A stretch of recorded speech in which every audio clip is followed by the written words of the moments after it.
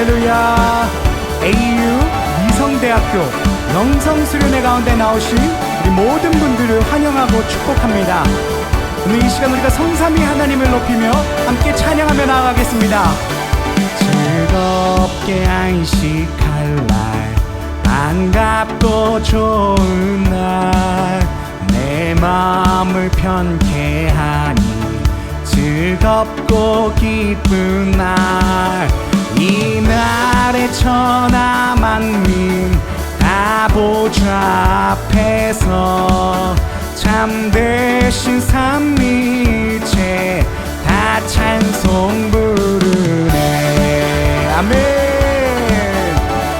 이날의 하늘에서, 이날의 하늘에서 새 양식 내리네. 성회로 모이라고 종소리 울리네. 복음의 밝은 빛은 온 세상 비치며 또 영생물이 흘러 시원케 하시네. 이 집회 참여함으로 새 은혜 입어서 영원히 쉬는 곳에 다 올라갑시다. 성부께 찬미하고 성자와 또 성령 참되신 삼위일체 다 찬송 부르네. 성부께 찬미하고 성자와 또 성령 참되신 삼위일체 다 찬송 부르네. 성부께 찬미하고 성자와 또 성령 참되신 삼위일체 다 찬송 부르네. 아멘. 성부께 찬미하고 성자와 또 성령 참되신 삼위일체 다 찬송 부르네. 아멘. 주님을 찬양합니다. 우리 그리스도인들이 걸어가는 그 길은 좁지만 생명의 길인 줄로 믿습니다. 구원으로 인도하는 함께 찬양하겠습니다. 구원으로 인도하는 그 문은 참 좁으며 생명으로 인도하는 그 길은 참 험하니 우리 몸에 매여 있는 그 더러운 죄짐을 하나 없이 벗어놓고 힘써서 들어갑시다. 구원으로 인도하는 그 좁은 문 들어가 영생으로 인도하는 그 생명길 갑시다. 아멘.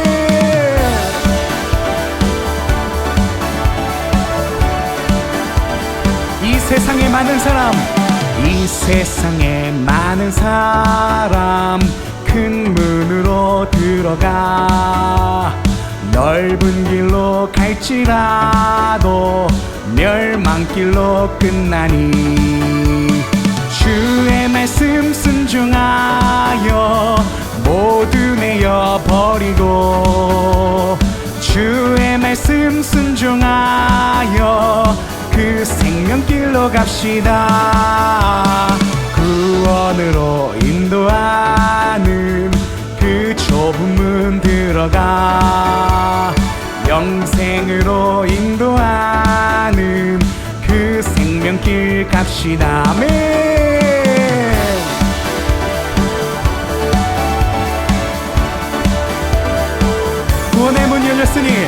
구원의 문 열렸으니 주의 공로 힘입어 주저 말고 들어가서 생명길로 갑시다.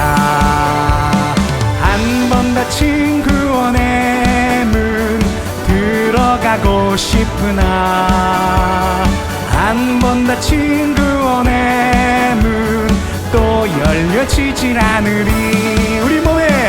우리 몸에 배여있는 이 더러운 죄짐을 하나 없이 벗어놓고 힘써서 들어갑시다. 주의 말씀 순종하여 모두 내어버리고 주의 말씀 순종하여 그 생명길로 갑시다. 구원으로 인도하는 그 좁은 문 들어가 영생으로 인도하는 그 생명길 갑시다. 아멘. 아멘. 주님, 그렇습니다. 우리가 걷는 이 길이 좁은 길이지만 생명의 길인 줄로 믿습니다. 주님 한 분만 바라보면서 계속해서 이 믿음의 길을 걸어갈 수 있게 하여 주시옵소서. 주님을 찬양합니다. 아멘.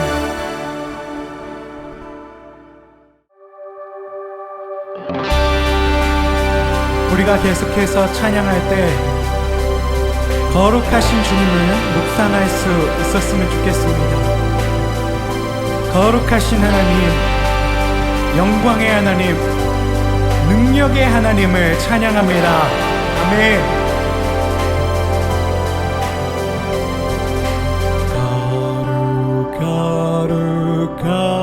거룩 전능하신 주님, 이른 아침 우리 주를 찬송합니다.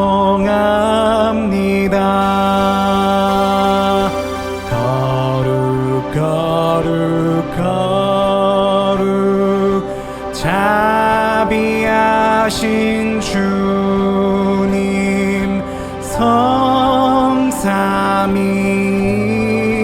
성삼위일체 우리 주로다.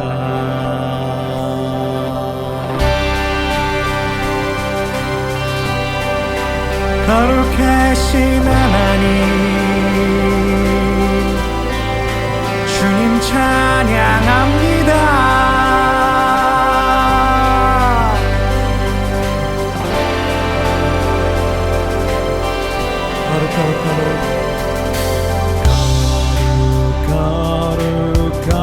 거룩 주의 보좌 앞에 모든 성도 면류관을 벗어드리네. 천군 천사 모두 주께 굴복하니 영원히 위에 계신 주로다.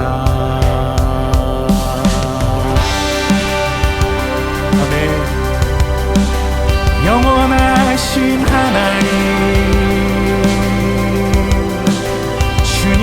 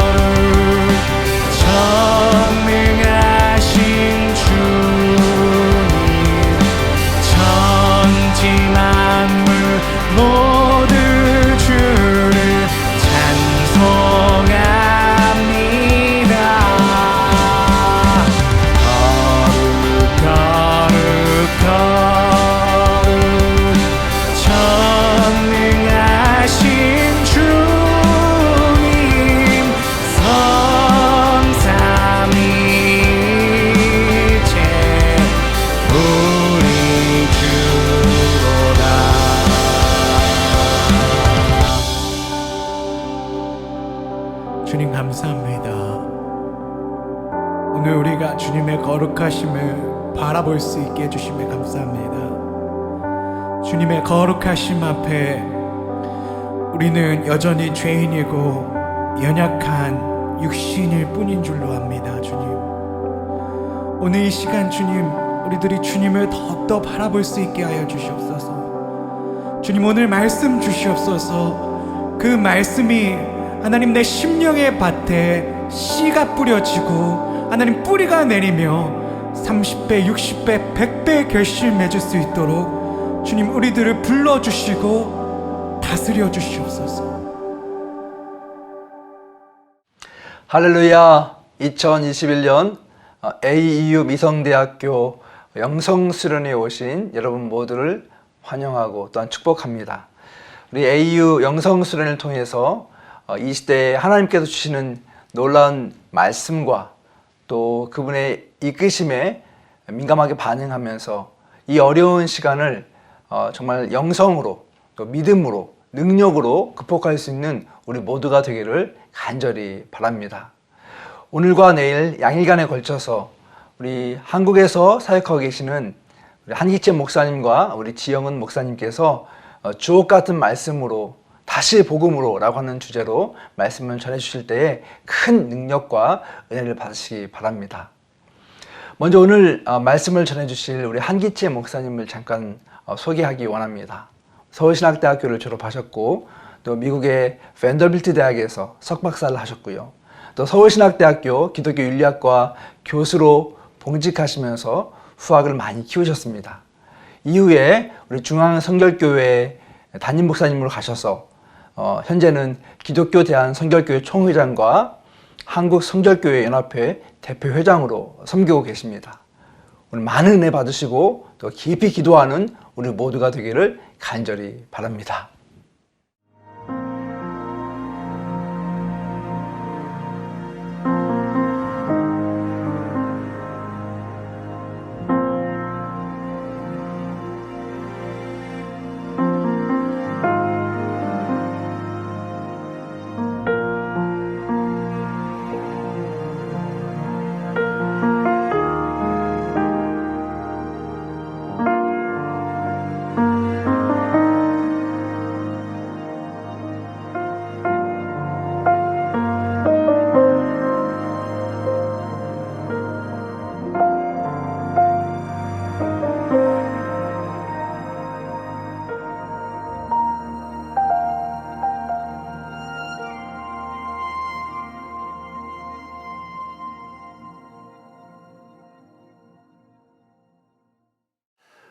어떤 그 언론사에서 지하철 승객들에게 무엇이 불편한가 조사를 했다고 합니다.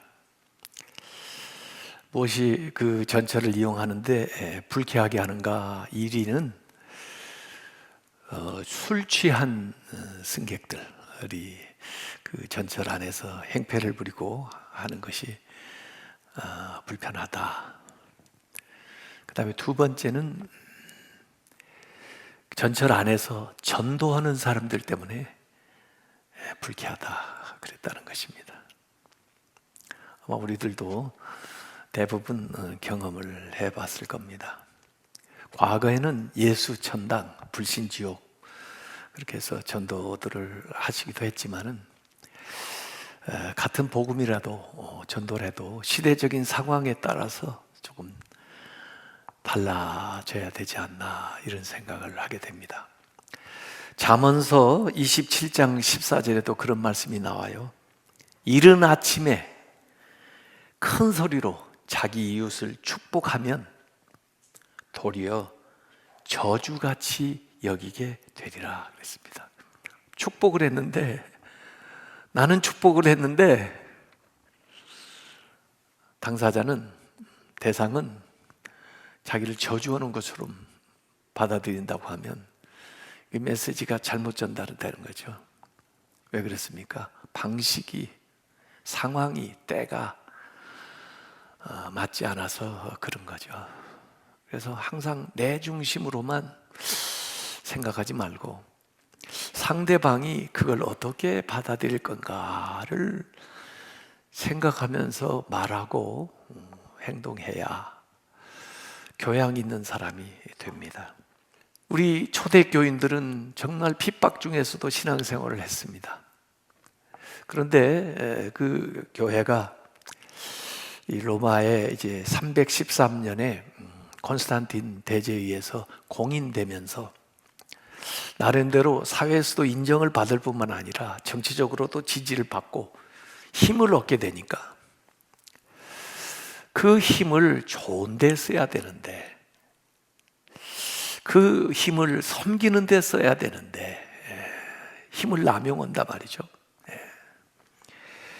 그래서 다른 사상이나 종교에 대해서 불관용적이고 폭력적으로 그렇게 힘을 행사해서 다른 견해를 가지고 있는 그 내부에 있던 사람조차도 이단으로 규정을 하고 적그리스도라고 표적을 하고 또 외부에 있는 다른 종교에 대해서는 십자군을 결성을 해서 타도하고 진멸하고자 하는, 그래서 수차에 걸쳐서 정복 전쟁을 벌이는 이런 일들을 하나님의 이름으로 행했던 역사가 있습니다. 가톨릭은 카타리파, 왈도파, 존 위클리프, 얀 후스 같은 종교개혁의 선구자들을 잡아가지고 처형을 하는데 화형을 시킨 일들도 있었고, 그래서 개신교가 태동할 때부터 수많은 박해를 받았는데 그 개신교와 가톨릭이 같은 하나님을 믿는다고 하면서도 종교 전쟁을 통해서 수없이 많은 사람들이 희생이 됐고, 그런 어려움을 당하고 태동된 개신교도 역시 마찬가지로 세속 권력을 힘입어서 교조주의적이고 이단을 정죄하고 처형하고 종교 전쟁을 일으키는 잔인한 역사들을 이어온 것이 교회사의 사실입니다. 누구보다도 앞장서서 용서하고 사랑하고 관용을 베풀어야 되는 기독교가 적대적이고 배타적이고 타자를 마귀화하는 이런 일들을 일으키면서 안 믿는 사람들에게 참 이 기독교가 너무나 무례하다, 너무나 호전적이다, 그런 인식을 심어준 것들이 있습니다. 물론 구약 전쟁, 구약에도 보면 정당한 전쟁 해가지고 전쟁 얘기가 많이 나오죠. 그리고 그 전쟁을 수행하는 데서 굉장히 잔인한 이야기들이 나옵니다. 지금은 그런 전쟁은 아니라도 영적 전쟁 해가지고 마귀들하고 싸우는 건 중요한데 자기와 반대하는 사람들을 마귀처럼 그렇게 여기고 투쟁하고 싸우고 하는 것들은 건강한 신앙이 아닙니다. 저는 찬송가 속에도요 굉장히 군가가 많이 들어있어요. 그래서 우리가 신앙의 싸움은 물론 중요하지만은 다른 믿지 않는 사람들에게 우리가 너무 호전적으로 보이지 않겠나, 너무 흑백 논리로 이분법적으로 세상과 하나님 나를 나누어서 생각하면서 선교하는 것 자체도 너무 공격적인 그런 방식을 취하고 있지 않는가 하는 생각을 하게 되는 거죠. 이런 것이 계속 강화되면은 믿지 않는 사람들을 무시하고 정죄하고 이방인 취급하고 스스로는 영적으로 교만해져서 자기 스스로 의롭다고 생각하고 선민의식을 가지고 영적으로 교만해지는 그런 좋지 않은 모습들을 보이게 되는 겁니다. 아마 처음에는 영혼에 대한 사랑에서 그랬고 진리에 대한 열심에 대해서 그랬을지 모르지만은 이것이 과하면 과요불급이라고 하나만도 못한 결과를 초래할 수밖에 없다는 거죠. 그래서 성경에는 성령의 은사도 있지만 성령의 은사보다 더 중요한 게 성령의 열매. 그 은사는 사랑으로 행해야 되고 성령의 열매를 통해서 나타나야 진정한 하나님의 역사를 경험을 한다고 하는 거죠. 그래서 성령의 9가지 열매에도 보면 시작이 사랑입니다. 그리고 마지막 9번째는 절제예요. 아무리 사랑이 좋은 것이지만 그 사랑이 절제의 덕목을 갖추지 않으면 그 사랑도 오염되거나 잘못될 수가 있다는 거죠. 사랑은 절제함으로써 완성이 돼요. 그래서 고린도전서 13장 5절에 바울은 사랑은 무례히 행치 아니하며 그랬습니다. 무례히 행한다 하는 말은 은혜롭지 못하게 행동한다, 격이 벗어난 행동을 한다, 보기 흉한 짓을 한다, 그런 뜻을 담고 있어요. 내 생각이 옳다고 내가 원하는 방식대로 생각하고 행동하면은 오히려 그 사랑한다고 하는 것이 다른 사람들을 고통스럽게 만들 수가 있습니다. 이 무례한 행동을 구약 성경에는 방자히 행한다 그렇게 얘기를 했어요. 고삐 풀린 망아지처럼 절제되지 않은, 통제되지 않은. 사랑도 통제되지 않으면 스토킹이 됩니다.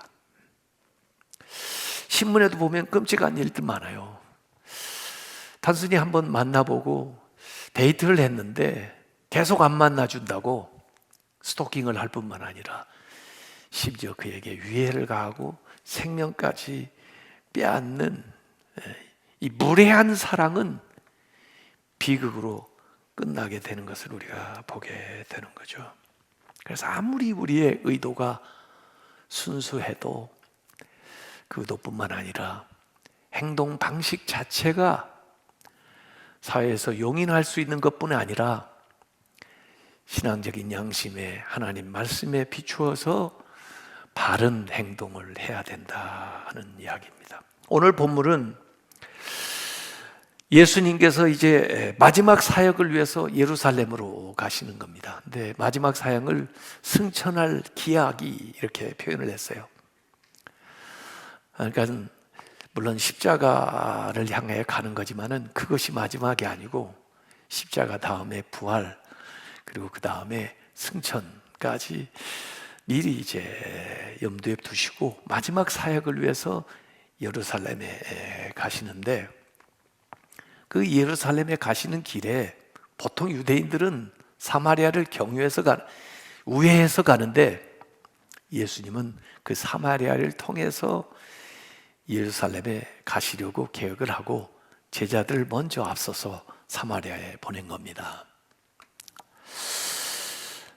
나름대로 예수님의 제자들은 사마리아 사람들에게 특혜를 준다고 생각하고 갔을 수도 있어요. 그런데 막상 사마리아에 가서 얘기를 하니까 사마리아 사람들이 예수님이 사마리아에 오시는 걸 원하지를 않아요.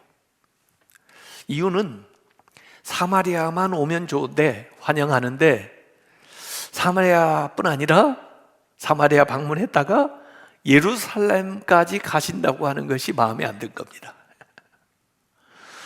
그 당시에 예수님이 참 영향력 있는 분이니까 사마리아 사람들이 생각할 때 사마리아를 인정을 해주고 또 사마리아에 있는 그리심산에 가가지고 뭔가 제사를 드리신다면, 그러면 유대인들에게, 예루살렘에게 봐라, 예수님도 우리를 이렇게 인정해 주지 않냐, 그러면서 좀 얘기를 할 텐데 사마리아도 왔다가 예루살렘에 가신다는 것이 마음에 안 드는 겁니다.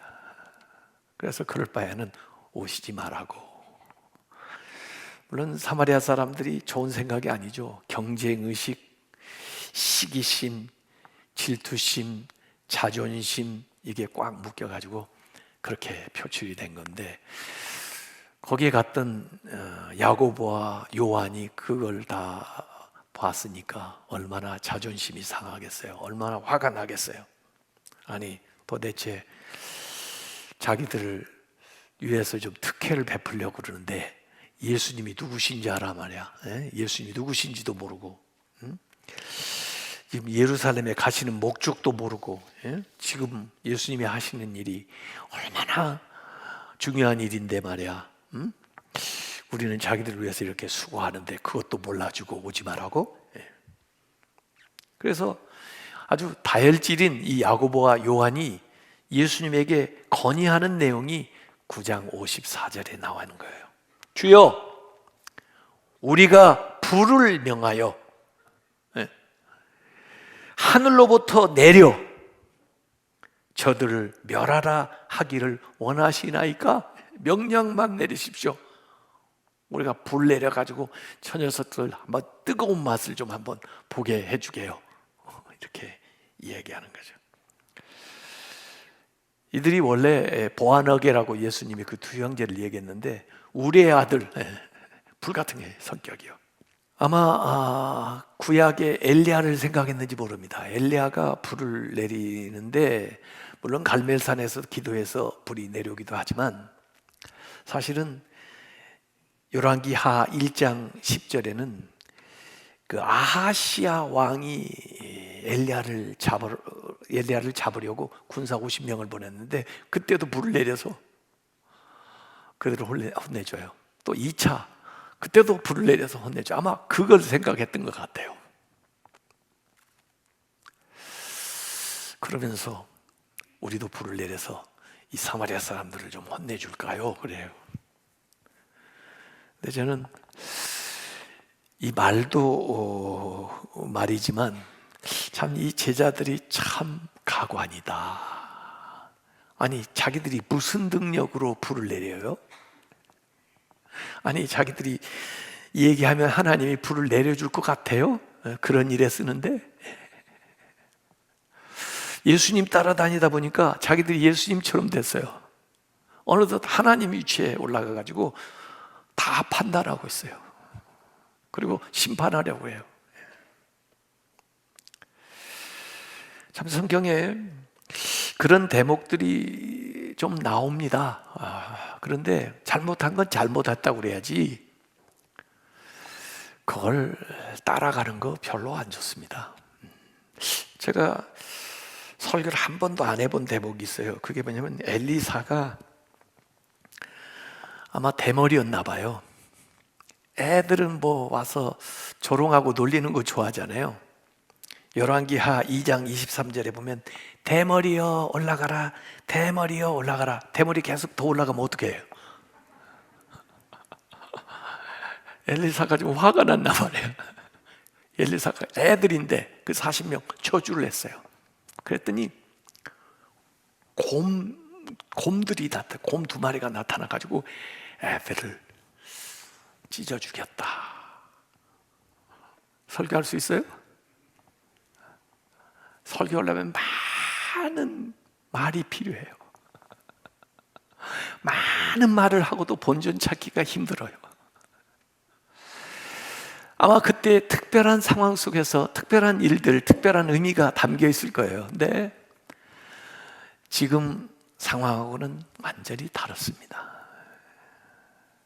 그래서 해석상의 주의가 필요한 것들이죠. 참 이 예수님의 제자들이 얼마나 오만한가, 얼마나 무례한가 하는 것들을 엿볼 수가 있어요. 그래서 예수님도 그 제자들을 꾸짖었습니다. 그게 무슨 말이냐? 그들이 그러면 돌아가지 뭐. 그래서 우회해서 예루살렘에 가셨다는 이야기입니다. 저는 아쉬운 것은 이 사마리아 사람들 그 예수님 마지막 예루살렘 가시는 길인데 예수님을 받아들였으면 거기서 뭔가 기적적인 놀라운 역사들이 일어났을 텐데 자기들한테 좋았을 텐데 그걸 그 기회를 놓쳤나 해서 아쉽기는 해도 어떡하겠어요? 주님이요 내가 문 밖에서 두드린다 그러세요. 뭐 힘이 없어서 두드리고만 계셔요? 두드리다가 안 열어주면 발로 차고, 그래도 안 열어주면 부시고 들어와요? 그런 분이 아니에요. 두드리다 기다리다 열어주지 않으면 그냥 가세요.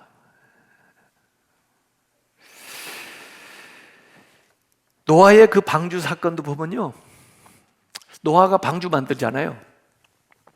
노아가 모든 걸 다 만들었을 거 아니에요. 문도 만들었을 거 아니에요. 그런데 홍수가, 비가 내리는데 문을 안 닫아요. 그러니 어떻게 해요? 하나님이 노아를 안에 넣으시고 하나님이 문을 닫았다, 그렇게 창세기 나와요. 뭐 노아가 손이 없나요? 아니요. 우리는 심판하는 것이 우리의 임무가 아니고 마지막까지 전도하는 일, 마지막 한순간까지 한 사람이라도 구원하는 것이 우리의 일이고, 심판하는 일은 하나님께 있어요. 나를 심판자로 세운 게 아니에요. 같은 비슷한 기사가 또 한 번 마가복음 9장 38절에 나옵니다. 어떤 자들이 말해요. 예수님의 이름으로 귀신을 쫓아냈나 봐요. 그래가지고 요한이 와가지고 자기가 잘했다고 예수님에게 보고하는 거예요. 선생님, 우리를 따르지 않는 어떤 자가 주의 이름으로, 주님의 이름으로 귀신을 내쫓는 것을 우리가 보고 우리를 따르지 아니함으로 이유예요, 금하였나이다. 잘했지요? 하고 얘기하는 거죠. 우리 편 아니니까, 우리하고 같이 다니는 사람이 아니니까, 우리 동료가 아니니까 못하겠습니다. 어떻게 우리가 해야 될 걸 자기들이 해? 그러면서. 여러분, 이거 가만히 생각을 해보세요. 귀신 쫓아내는 일이 좋은 일이에요, 나쁜 일이에요? 좋은 일이죠. 선한 일이죠. 그리고 귀신이 누구예요? 예수님이 사칭하고 얘기했다고 귀신이 그것도 모르고 쫓겨가겠어요? 귀신같이 아는 게 귀신인데. 사도행전도 보세요. 사도행전에 사칭하고 나타난 자들이 귀신이, 야, 우리가 바울도 알고 예수도 아는데 너는 뭐야? 그리고 오히려 망신당했거든요. 그러면 이 쫓아낸 자들은 뭐예요? 주님의 이름을 진심으로 믿거나 이 제자 가운데 들지는 않았어도 익명의 제자일 수 있어요. 그런데 왜 선한 일인데 못하게 해요? 더구나 주님의 이름으로 하는데 격려해 줘야죠. 같이 하자고 해야죠. 왜 이렇게 옹졸해지나요, 사람이? 그래서 예수님이 뭐라고 하세요? 39절 40절에 금하지 마라. 뭐에 금하냐? 내 이름을 의탁하여 능한 일을 행하고 즉시로 나를 비방할 자가 없느니라. 우리를 반대하지 않는 자는 우리를 위하는 자니라. 우리와 함께 하지 않는 사람은 다 적이다, 이렇게 생각하는 사람하고 우리를 반대하지 않는 자는 다 우리 편이다 생각하는 이 포용적인 생각하고 무엇이 다른가요? 무엇이 왔다 갔다 하나요? 중간층이에요. 중간층. 이 사회의 문제가 뭡니까? 양극단에 선 사람들이 자기 편에 안 쓰면 다 적으로 생각하는 거예요.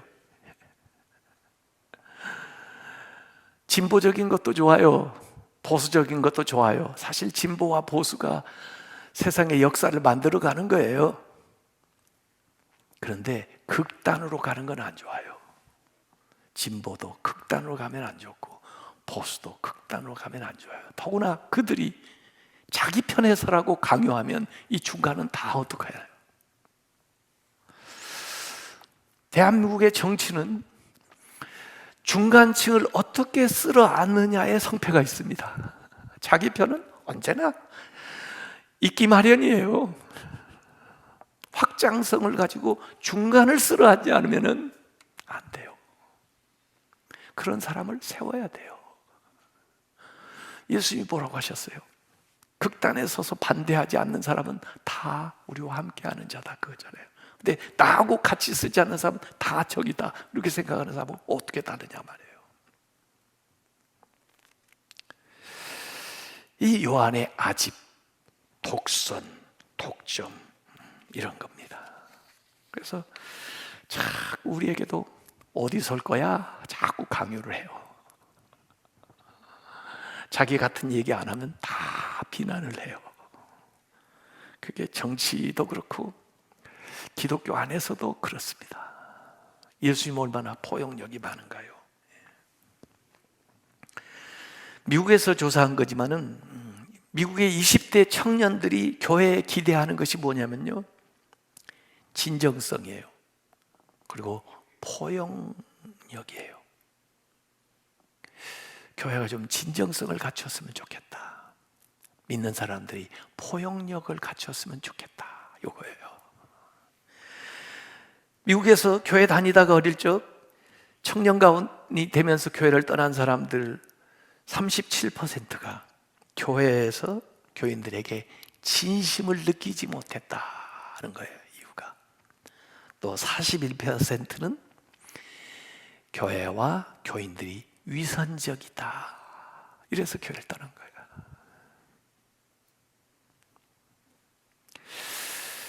교회하고 교인이라고 완벽할 수는 없죠. 그렇지만 정직해야 돼요. 또 포용하는 마음을 갖춰야 되는 거죠.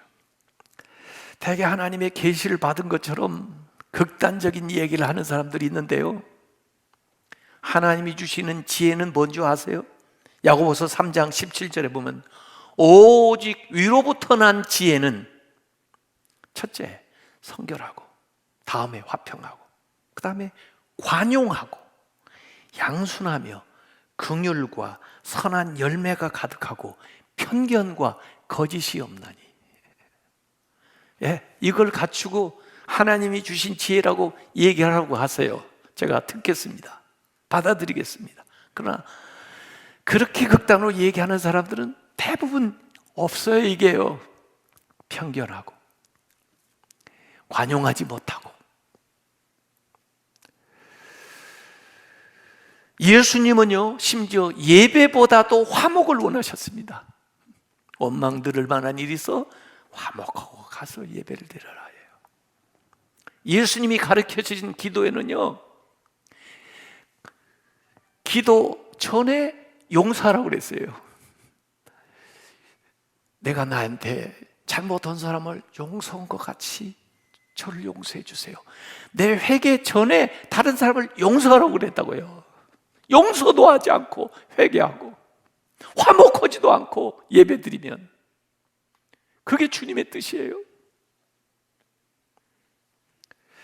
자기의 열심과 하나님을 위한 열심을 구별해야 됩니다. 자기 열심을 하나님의 열심으로 착각하고 다니는 사람 많이 있습니다. 자기의 의와 하나님의 의를 구분할 줄 알아야 됩니다. 자기의 의를 세우기 위해서 나아가는 자들이 있어요. 그래서 이 예수님의 제자들은 변화가 됐어요. 그래서 야고보는 최초의 순교자가 됐고, 요한은 사랑의 사도로 마지막까지 사명을 감당했어요. 기독교의 진정한 용기는 환대하는 겁니다. hospitality, 용납하는 거예요. 히브리서 13장 2절에 손님 대접하기를 잊지 말아라. 그렇게 자꾸 하다 보면 부지 중에 천사들을 대접하는 일이 있느니라. 천사를 대접하려고 온 게 아니고 자꾸 하다 보니까 아브라함처럼 천사를 대접하게 되고, 심지어 롯처럼 천사를 대접하게 돼서 복을 받는 거예요. 이건 기독교의 정신입니다.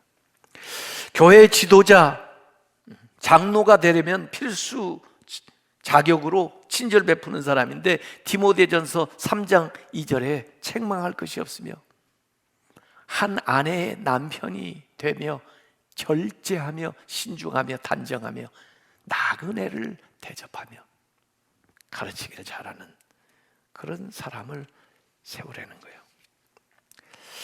교회사 역사에 보면 극단적인 보수주의자들의 그 잘못된 열심이 하나님의 일을 얼마나 그르쳤는지 모릅니다.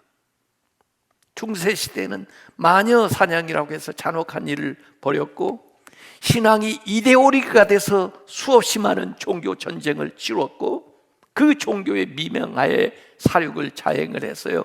심지어 히틀러 같은 사람도, 그 동조하는 사람들이 그 유대인 600만을 학살할 때 그 잔인한 자신의 행동을 합리화하기 위해서 저들이 예수님 십자가에 못 박은 자들 아니야, 죄값 치르는 거야,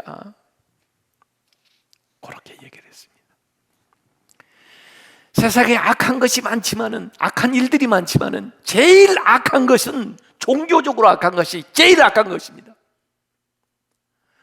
저는요, 이단을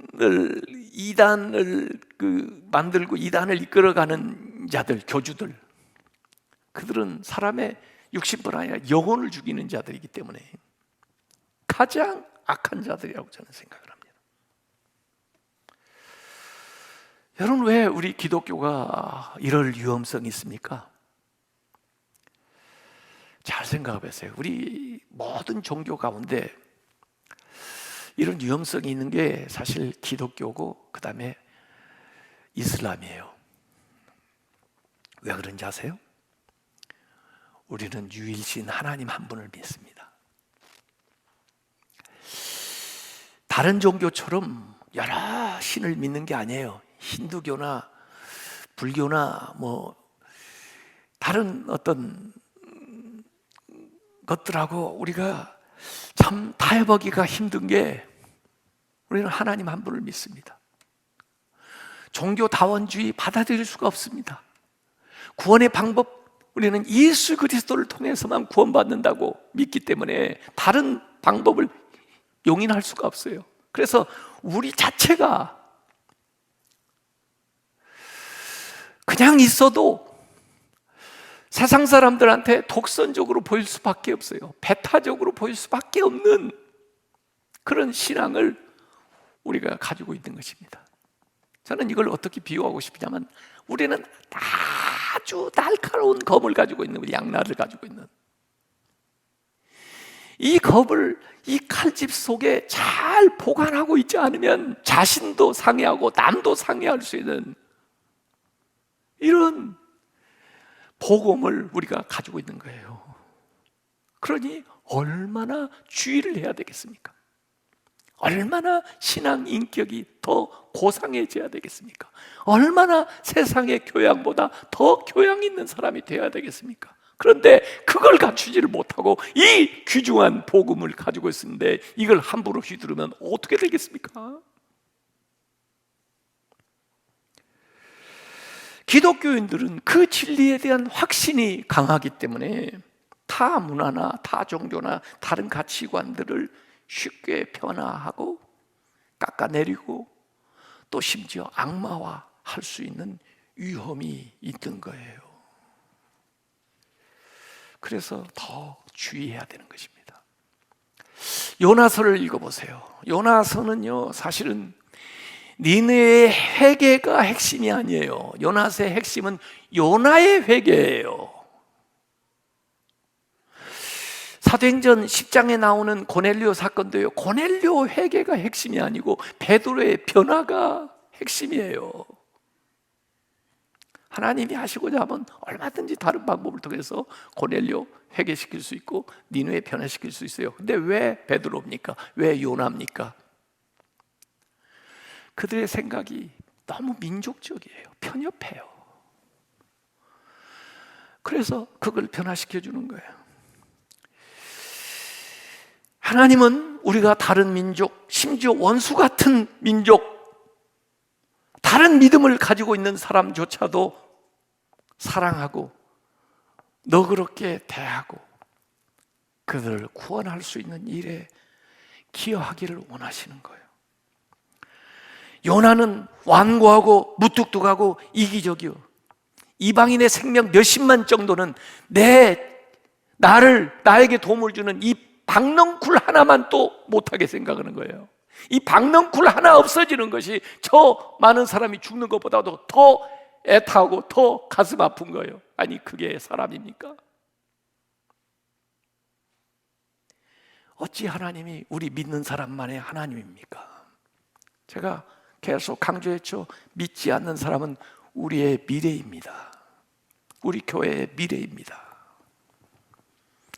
그들이 주 앞에 오지 않는다면 우리 교회가 앞으로 어떻게 서 있겠어요? 우리는 다 갈 텐데. 기독교의 덕목이 뭡니까?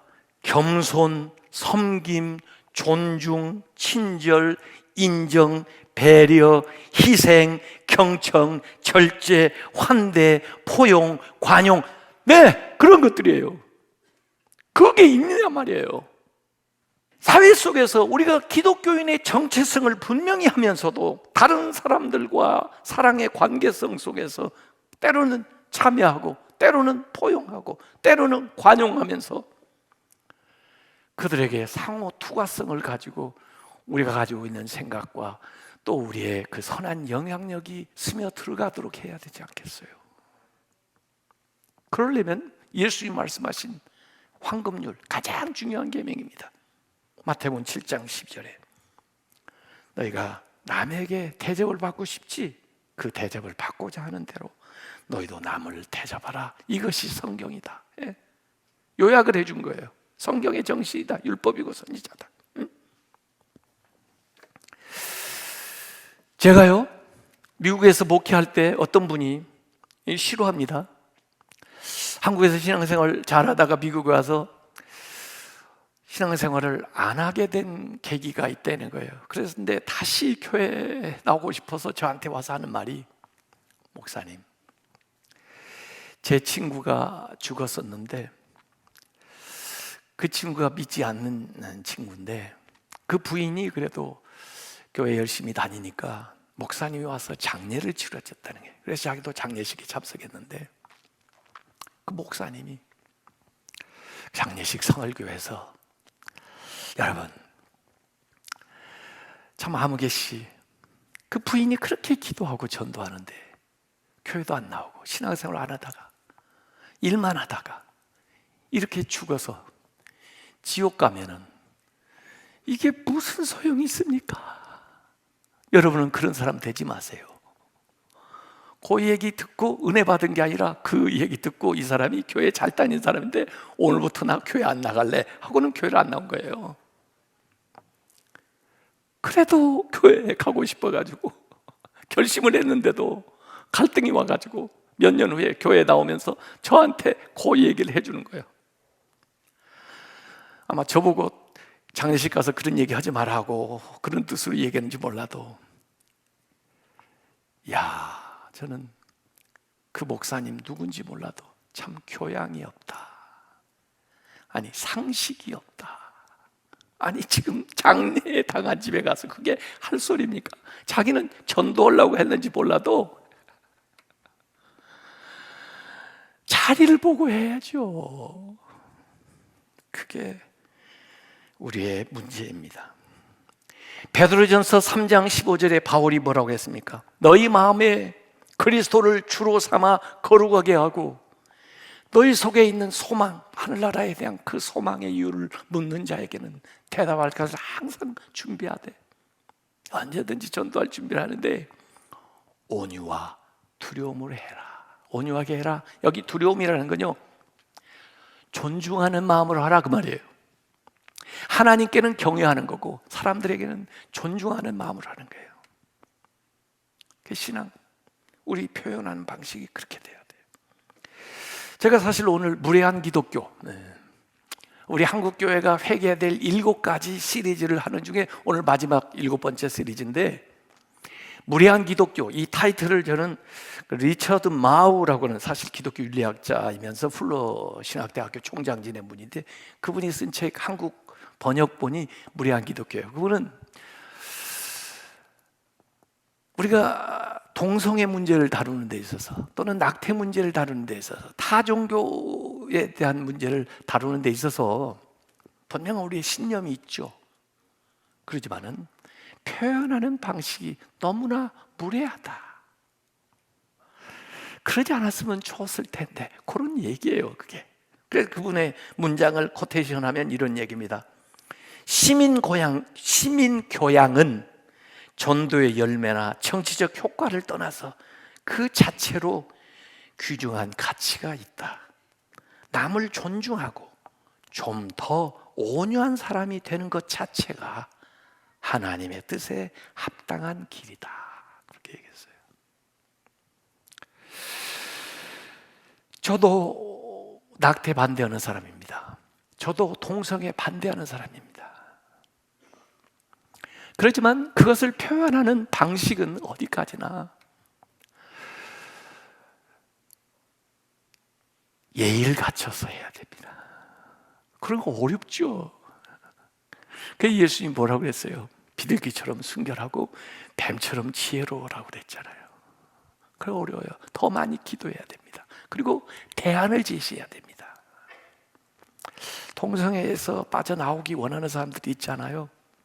그분들을 위해서 상담해 줘야죠. 상담 비용이 없어요. 비용을 대줘야죠. 낙태할 수밖에 없는 상황에 있는 사람들 있죠. 살펴야죠. 경제적으로 필요하면 도움 줘야죠. 미혼모들 쉘터 만들어 줘야죠. 뭔가. 그리고 우리의 메시지가 예방하는 메시지도 이렇게 전하지만은 이미 그런 사람들은 어떻게 해요? 치유하는 메시지를 전해야죠. 뭐 죄가 그 죄만 있나요? 세상에 죄가 많아요. 해결을 못할 죄가 있나요? 다 해결할 수 있어요. 주님의 보혈로. 그러면 힐링하는 메시지도 전해줘야죠. 어떻게 우리가 정죄만 해서 그 문제를 고칠 수가 있느냐고요.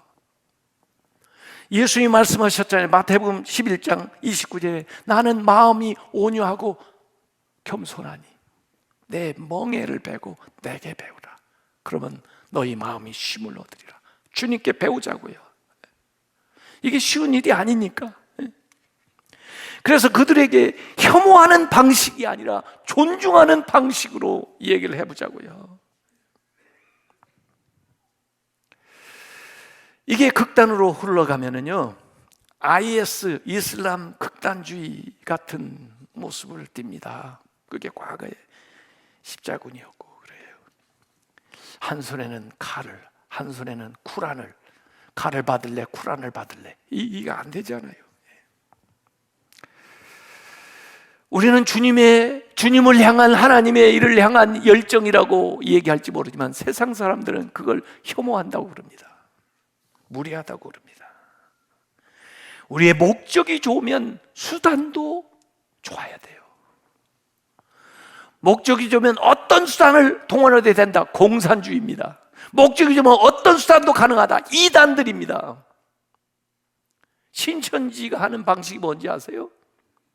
거짓말입니다. 그들은 모략이라고 그래요. 속임수를 통해서 목적만 이루면 된다. 이런 이단 같은 이라고 말이에요. 그래서 다시 한번 한국 기독교가 생각을 해봐야 됩니다. 우리만 생각하지 말고 우리의 미래인 믿지 않는 사람들을 생각하고 우리가 가지고 있는 이 변할 수 없는 이 진리를 어떻게 그들의 마음에 와닿게 전할 수 있을까? 그들을 감동시킬 수 있을까? 그들을 변화시킬 수 있을까? 그들을 우리와 함께하는 사람으로 만들 수 있을까? 한번 생각을 해봐야 됩니다. 그래서 우리 삶에서 말이나 행동에서 교만했거나 무례했던 것들을 다 좀 내려놓고 회개하고 예수 그리스도의 그 길을, 그 십자가의 길을, 이 길에서 우리에게 보여주신 그 모델을 따라서 살아가는 성도들이 다 되시길 주님의 이름으로 축원합니다. 기도하겠습니다. 아버지 하나님, 부족한 게 너무 많습니다. 오늘 우리의 모습이 바로 세상 사람들이 우리에게 이 얘기하는 것입니다. 하나님, 이것은 우리가 바라는 모습도 아니고 우리의 진짜 모습도 아닙니다. 아버지 하나님, 우리 안으로부터 변화가 일어나서 우리에 대한 이러한 인식들을 바꿔 나갈 수 있도록 우리를 이끌어 주시고 사용하여 주시옵소서. 예수님의 이름으로 기도하옵나이다.